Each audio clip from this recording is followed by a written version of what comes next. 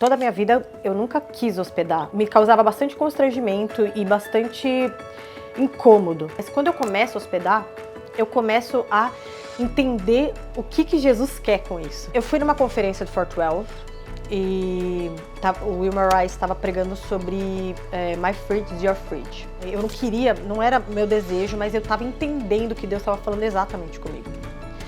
E aí eu comecei então a receber pessoas na minha casa.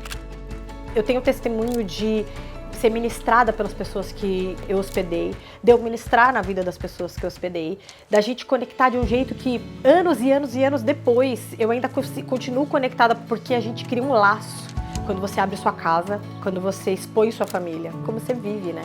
E você não consegue esconder as coisas. E é aí que Jesus trabalha. Então não é natural, mas a obediência ela traz frutos que são muito proveitosos.